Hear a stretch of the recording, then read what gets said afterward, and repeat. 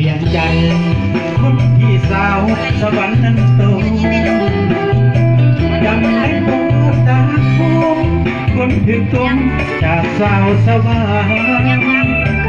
ปัจนี้แห่งน้ำไปให้ลงหักอยู่สาวหัวพันแห่งหักก็สาวสวรรค์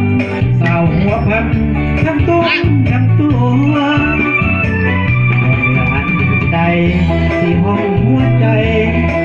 ไอ้นั้นขัดแค่น้องสาวหัวพัน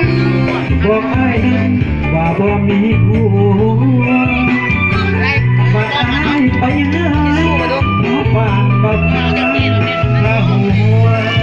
นกนางมันตัวไอ้จนตามัวลงโซ่อกหักข้าวนั้นสาวสวรรค์ยังยินเขาแห่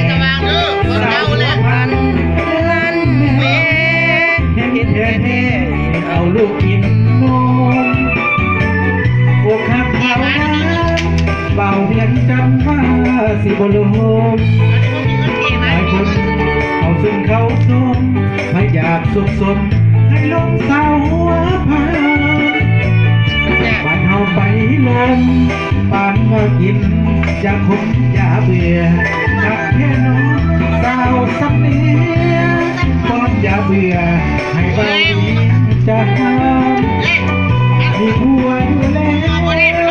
มาเบลหลอกกันเด็กตุ้มจากสาวสวรรค์สาวหัวพังตัวข้างเสือตายเจ็บนักพอหักเสาหันนะให้เป่าไฟฟ้านี่นะให้เป่าไฟฟ้านครหลวงนี่คือเสาพันต้นนี่นะมาต้นดังวัด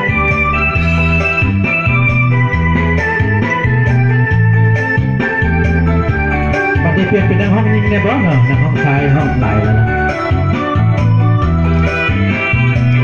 อกหักเขานั้นสาวสวรรค์เพียงยินเขาแห่สาวหัวพันนั้นแม่เห็นแท้เห็นเอาลูกกินนมอกหักเขานั้นเบาเพียงจันมาสิบลมหลายคนเขาซึ่งเขาสวมไม่อยากสุขสมให้ลงสาวหัวพันบ้านเฮาไปลมปานมากินอย่าคมอย่าเบื่อขัดแค่น้องสาวสำเนียงป้อนอย่าเบื่อให้เบาพอคำมีผัวอยู่แล้วยังมาเบลหลอกกัน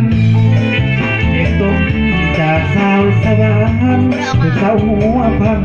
ตัวกันเกือบตาย